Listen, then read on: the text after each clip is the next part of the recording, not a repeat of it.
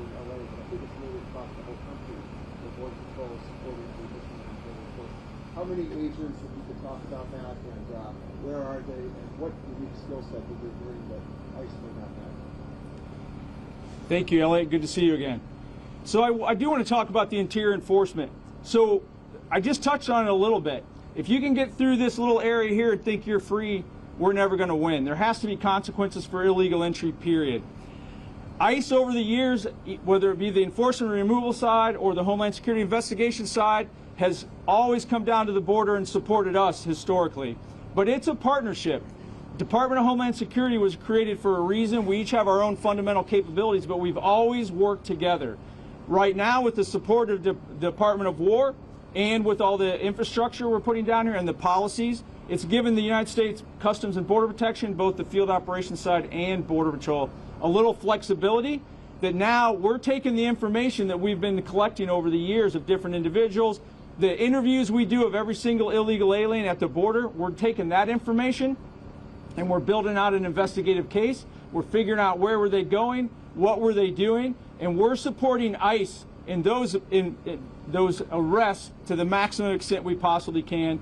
I'm not going to get into locations or how many staffing that we're given to it, because that varies dramatically. But we are working together in lockstep. When we started really ramping up the interior enforcement and it got a little bit of attention from you guys, almost overnight the cross-border illegal entries dropped by 1/3. And they've stayed down because the message sent to the world was we actually believe in the laws that we have in place. And just because you made it across this little line, just because you snuck through in the fog maybe one day in San Diego, you're not home free. We will come find you, we will arrest you, and we will deport you. Whether it's ICE, whether it's ERO, whether it's Border Patrol or OFO, we're one team, one fight. And let me add to that. What President Trump did is a game changer. It's all the government on the interior enforcement operations. I've been on many of them. You got FBI, you got ATF, you got U.S. Marshal Service. You know, we got every federal law enforcement agency out there, like ATF and DEA. And what's good about that, Elliot, is that when we find an illegal alien that has drugs, DA's on the scene, prosecute, then we'll deport. They have weapons, ATF's there to prosecute. But all the government and the Border Patrol coming to the interior is a game changer. We're in a position now where Border Patrol can actually come to the interior because the border's the most secure ever. So again, President Trump's plan was all the government, and the impact has been significant. We got over 600,000 removals already since President Trump's been in the Oval Office. That's already a historic record. But as we bring 10,000 more agents on, you haven't seen anything yet. Wait till next year.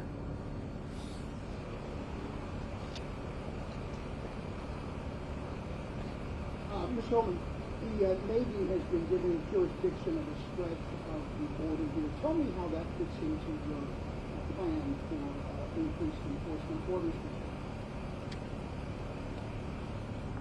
I'll let Rodney talk about this because we're just talking about this with the chief earlier about the importance of maritime patrols. We knew when we locked the border down, me and Rodney discussed it many times, we knew when we locked the border down, they're going to take to the water. So President Trump has not only signed more Coast Guard boats to the water, more Navy vessels to the water, but air and marine operations down on the end. They put more watercraft in, Border Patrol more watercraft in. But I think Rodney can explain, we just talked about this morning, on the significance that has made to maritime patrols. Thank you for the question. Both in the maritime and on the land border, national defense has always been a Department of War, Department of Defense responsibility. My entire career, we have always had military on the border. The difference between this administration and every administration in the past that I worked for, this administration actually tasked people to go back into law, read all the law that was on the books, and find every tool we could possibly use to secure the border in new creative ways. So the national defense areas, having DOD on the border and the authority that brings to them, was one of those. Again, we've always had Department of Defense on the border, but when they're on their own property, they have increased authorities and responsibilities to actually arrest for trespass just like they would on any other military base. We've been doing this in Texas for a while. We're bringing it over here now. But really, tried and true, what it comes down to is it's all of government approach, leveraging the capabilities, making sure it actually creates a mechanism for the military to enhance their readiness, at the same time that they're providing their national defense mission as well. We work in lockstep. It's been a huge force multiplier, and I really want to thank Department of War for all the assistance. And don't forget, the mission right now, what we're doing right now is saving lives. Chief, can you come up and talk real quick about what we talked about this morning, the lives that have been put at risk at Maritime, what we're doing in response to that, please? So I think what's often overlooked in the process of human smuggling is all of the despair that is involved in that. People die at the hands of smugglers far too often. Just recently here in San Diego, we had 4 people die in the ocean at the hands of human smugglers who did not care about the lives of the people that they were smuggling. All they cared about was the thousands of dollars that they were going to make by exploiting those individuals that they were smuggling. And so now, because there's less people being smuggled in, that also means less deaths, less loss of life, and less abuse to those people being smuggled in. Justin Delatorre, Chief Patrol Agent, San Diego Sector.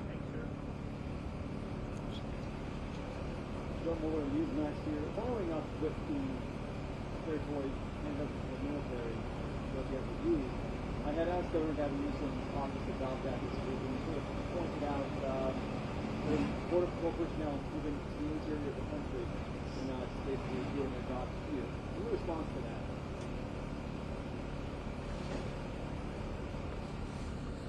I'll say it again, we got the most secure border in history of the nation. So CBP, Border Patrol is helping ICE. They have Title 8 authority too, helping us to look for worst of the worst. And it's been a game changer. Bottom line, there's over 20 million illegal aliens in this country. We know that. Most of them entering through the Biden administration. At least we know that. I mean, it was announced over 18,000 no-inspected terrorists crossed during the Biden administration. We got a lot of people to look for. And despite what a lot of the media says, we are prioritizing public safety threats and national security threats. So I'm grateful that we got men and women in the Border Patrol, because of the secure border, can help us in that mission. We're outnumbered, but we're making it's a game changer having them on board with us. And let's remember, for those who want to say, okay, well, a lot of the people you arrested are not criminals. It's going back to Rodney says, we're sending a message to the whole world, we're going to enforce the law. And for those people who say, well, this person's just here illegally, if the message you want to send to the world is, enter the country illegally, it's a crime, but don't worry about it. Show up in court or don't show up in court, get order removed, you don't have to leave. Like the last administration said, unless you're convicted of aggravated felony. And what happened when they sent that message? Historic illegal immigration that overwhelmed the Border Patrol. I was talking to the chief earlier. There were days in San Diego sector, not a single uniform was on patrol. You don't think the cartels had a field day with that? When you overwhelm the Border Patrol, that's when the cartels create gaps. That's when the fentanyl came in and killed 250,000 Americans. That's when sex trafficking women and children are sky high.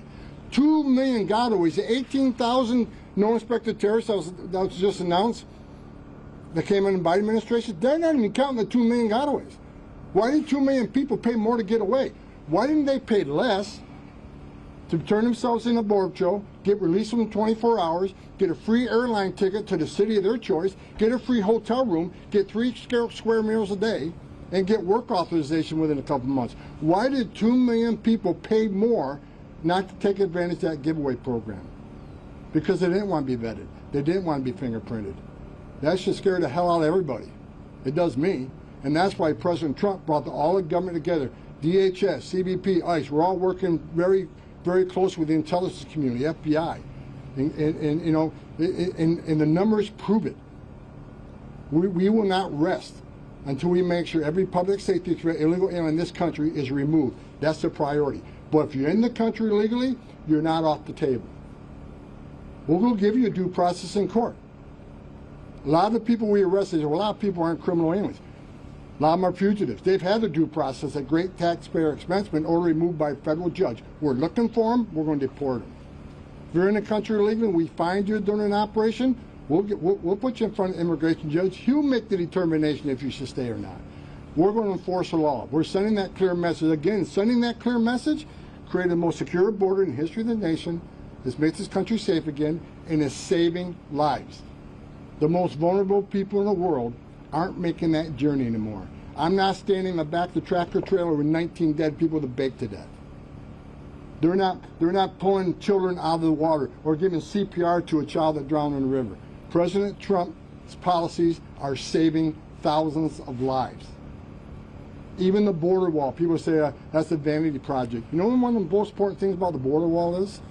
The most vulnerable, the women and children can't get over that wall. They're going to a place where there's not a wall, and what's waiting on them? The men and women who board patrol who save thousands of lives every year. This is the right thing to do. I've worked for 6 different presidents. I've seen hundreds of policies come and go.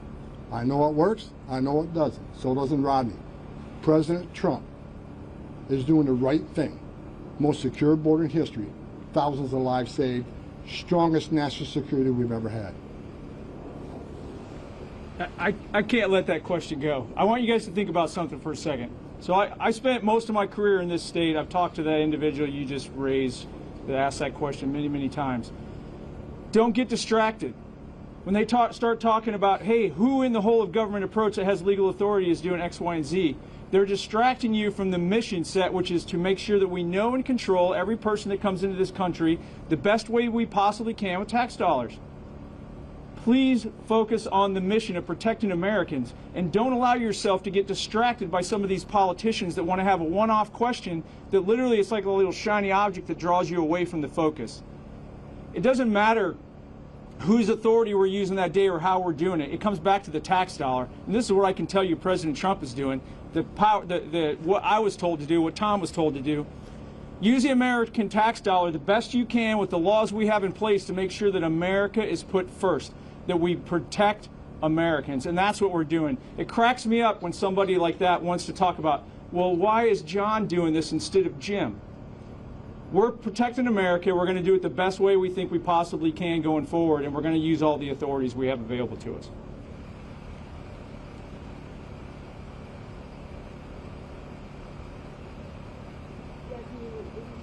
So the administration has repeatedly said they're going after the worst of the worst, but there are some statistics that show most arrested in criminal laws and the hospitals usually have no criminal records. So what is your response?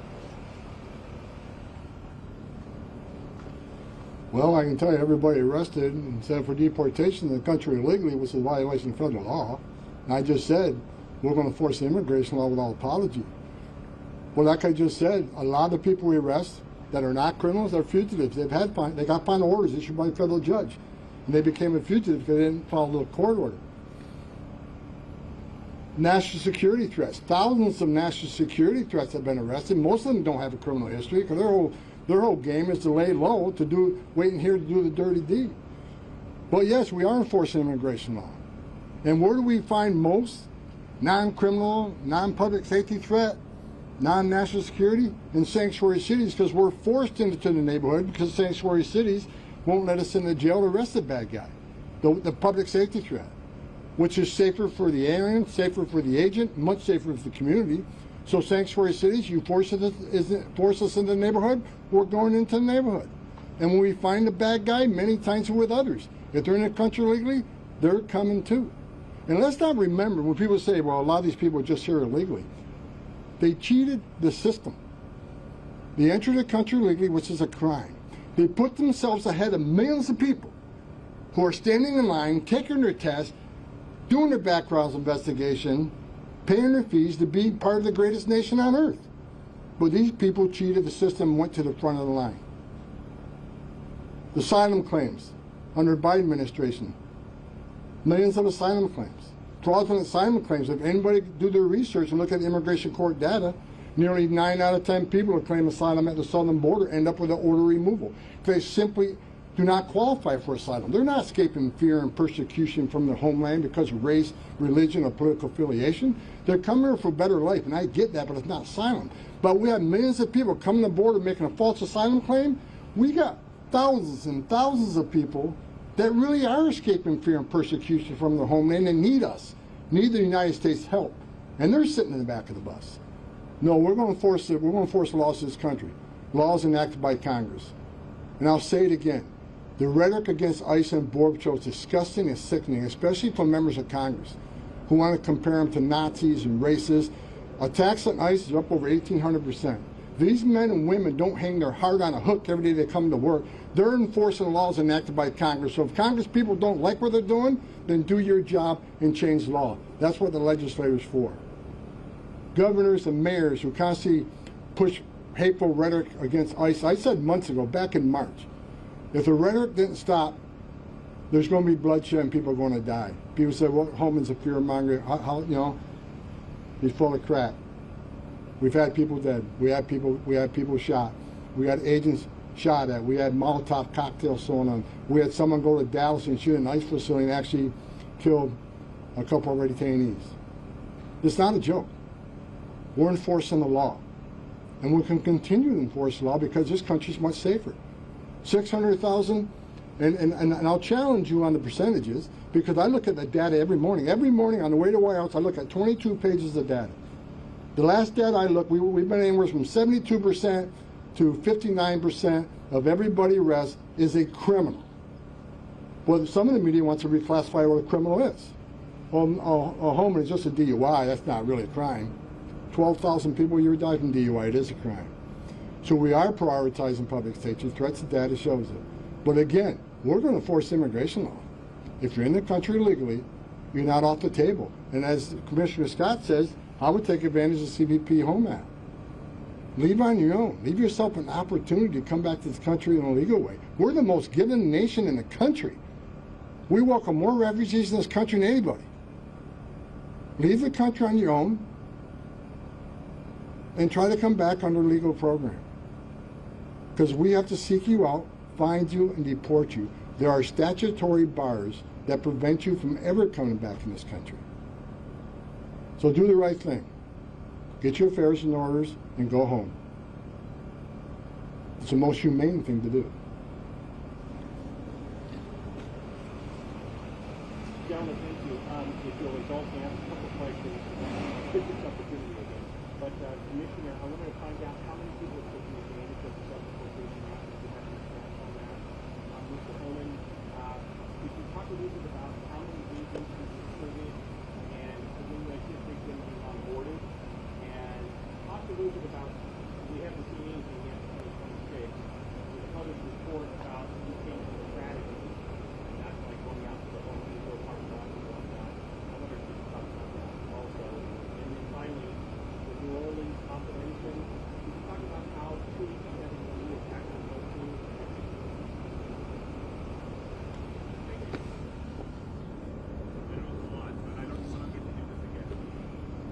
As you know, Big Beautiful Bill allowed ICE to hire 10,000 more deportation officers. For those that know, I already said, over 20 million illegal aliens in the country. We had about 5,000 deportation officers, vastly outnumbered. Some of these deportation officers had a docket. I mean their work file. Thousands of people they're supposed to keep track of and locate. So 10,000 more agents. We're tripling the workforce. So you see the success we're having now. We're over 600,000 deportations. Now triple the workforce. On top of that, so we have more men and women out there on the front line, a lot more, 3 times as many. Second of all, I strongly believe and have hope that DOJ is going to win the Sanctuary City battle. Sanctuary City slows down. I've been fighting Sanctuary City for decades, but honest to God truth, they're less efficient, they're dangerous, and they do slow us down. Because rather than one agent arresting one criminal alien in the county jail, they release him. Now we got to send the whole team for officer safety reasons to find him in the community. And on his turf, we have access to who knows what weapons. Getting somebody in the safety and security jail is always faster, more efficient, and safer. So as we take on these sanctuary cities, and I'm confident we'll win that, we're going to be a lot more efficient, and especially arresting the criminal aliens. So I think the number's going to go up. And President Trump is still committed all the government approach. There's going to be more than just ICE out there. And the more we keep this border secure, the more men and women in the Border Patrol will help with that mission, title enforcement. As far as the hiring, I think by the end of January, we'll have all 10,000 on board. 287G, we got more 287G agreements now than we ever had in the history of the nation. It's exploded because law enforcement across the country has recognized that there are a certain percentage of illegal aliens in their communities that are criminals or public safety threat. And they recognize that. And they try to help us take that criminal off the street, make that community safer. And that lets them do other things. Rather than arresting the same illegal criminal 3 or 4 times a month, arrest them once. Work with us. Not only will we get them out of your community, we'll get them out of the country. So I think more and more law enforcement are joining those programs. New Orleans, Louisiana, that governor there has stepped up. We're working with local and state law enforcement over there, targeting the worst of the worst, getting them off the streets quicker. The more help we get, the more efficient we are, and the faster we can move those public safety threats. So all the operations work together for one purpose: make sure that we know who is in our country and it's consistent with law. So Tom talked about 287G, we talked about the interior enforcement operations, and following up on your question, I do want to highlight the decision on the illegal aliens still exists. We created CBP Home App so that people could actually self-deport. They could deport on their time. It's much more coordinated, it's easier. But from a taxpayer's perspective, even one person self-deporting through the CBP Home App saves countless man hours, depending on what the background was, of trying to track that individual down. It saves a ton of money from the actual deportation detention process. It's well over $10,000 savings for every taxpayer, depending on the illegal alien in the process. That is being used. The tool is being used quite a bit. And I'll just close with, we're ramping it up right now.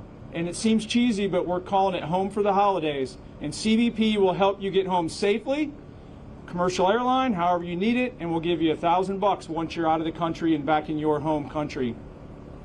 That is the easiest, best, safest way to deport, and it's almost like the jail aspect that Tom talked about. People want it. This is what I told my guys. We're going to go out, we target. When we go out, we know who we're going to arrest, we're going to try.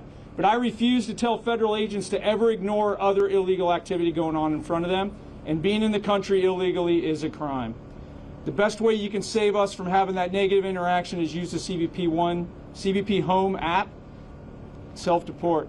Saves us all a lot of time and a lot of money. It's a very useful tool.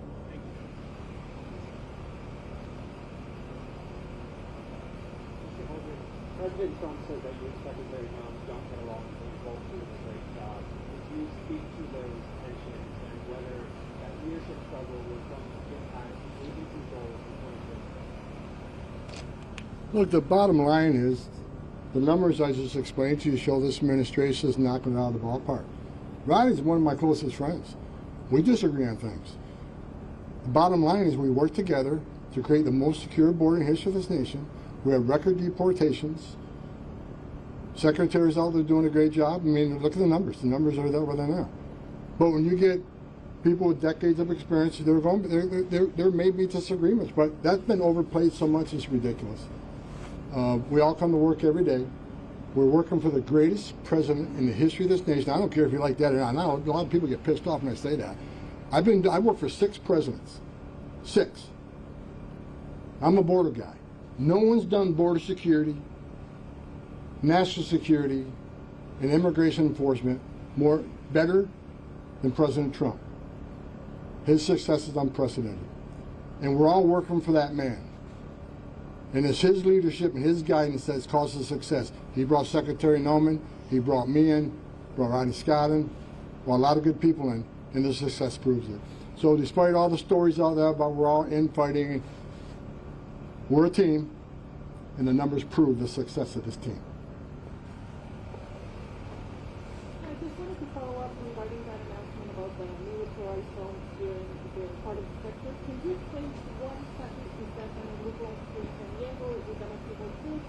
Or exactly what is going to be happening? So our interaction with Department of War, whether it be what we call an NDA, National Defense Area, or other locations, again, we're going to hear a theme: one team, one fight. The numbers will change depending on what we believe the threat and the requirement is to make sure that we have that section of border sealed. And when I say sealed, I mean we want to know everything that crosses, and we want to be able to interdict it, make a conscious decision consistent with law, who gets to come and stay in this country. The numbers will fluctuate. The Department of War is exactly like CBP. It's a national entity. So we're looking at the national security aspects. We're looking at the entire southwest border, not just San Diego sector, or San Diego County even. So the numbers will fluctuate, but we will ask for whatever support we need from the Department of War to make sure that the people in San Diego and the people of this entire country are safe.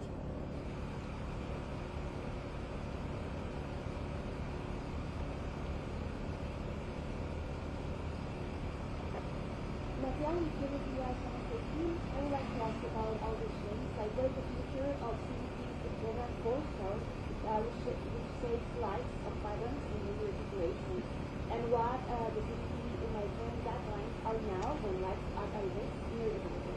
So CBP still saving lives of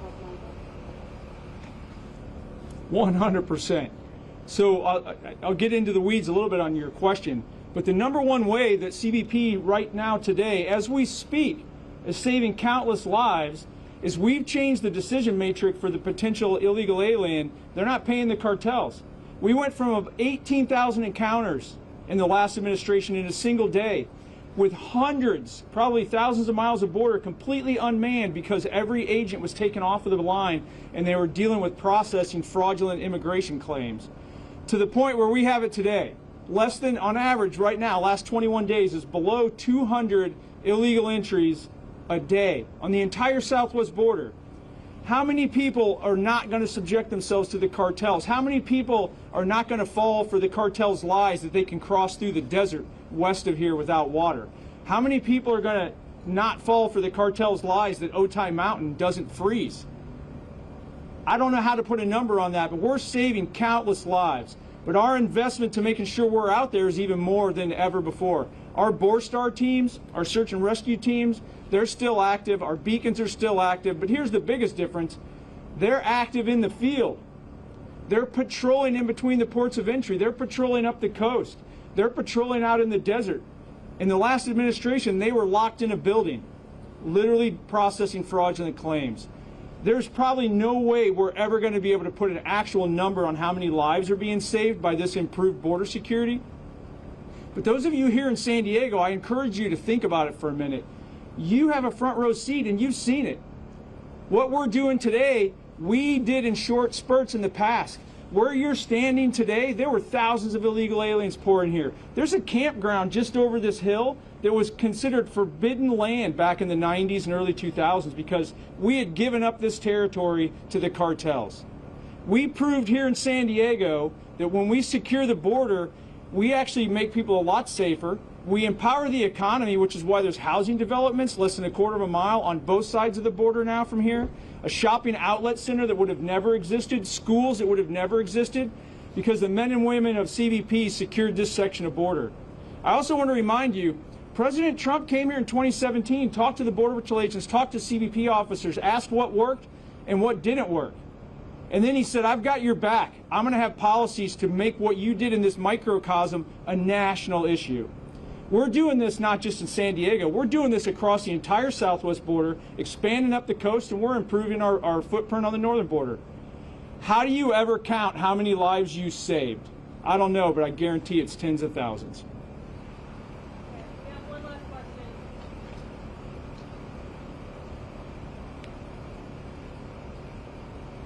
From Maritime to San Diego. So you talked briefly about new technologies and the idea of a smart border. Can you say how American citizens are being surveilled by these new technologies and how they will be surveilled going forward?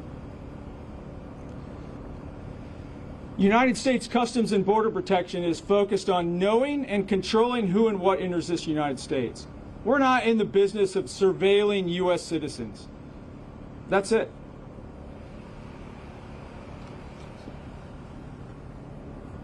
One final statement I'll make before we end this thing. I started in Border Patrol in 1984, and I became an ICE agent. I'm the first ICE director who actually came up through the ranks. I've been doing this a long time. I want you all to remember the men and women around us in uniform, they're patriots, They put their lives in this country, lives in jeopardy every day when they wear that gun, put that cover our vest on. Throughout my career, I've buried Border Patrol agents, I've buried ICE agents. I'm begging the politicians, the governors, the mayors who constantly attack these men and women, please stop. I don't want to bury anybody else. It's not a joke. We're all there enforcing the laws. Not only I care about the safety of the men and women in uniform, I care about the safety of those we're looking for and apprehending. I go to bed every night and pray that no one dies during these operations. No one dies on the border. I've seen too much death. And for those who don't like me, wear my shoes for 40 years, see the tragedies I've seen that's burned in me forever. And you understand why it's so important we secure the border and save lives. I want you to remember, 3 o'clock this morning, I bet every one of you will be sleeping comfortable in your bed.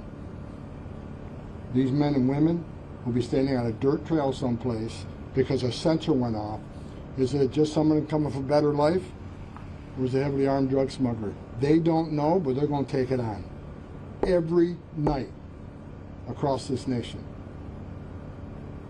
God bless the men and women of ICE, CBP, and all federal law enforcement that's involved in creating the most secure border and historic deportation operation. God bless all of them. God bless this country. We're doing the right thing. There's a reason me and Rodney came out of retirement to do this. Because we believe we're saving lives every day. The men and women of ICE and Border Patrol are patriots. Hard stop. Love each and every one of them. Thank you for coming today. I appreciate you. Thank you, everybody. If you have follow-up questions, please send them to the CBP press office, and we will try to address those. That concludes the press conference. Thank you.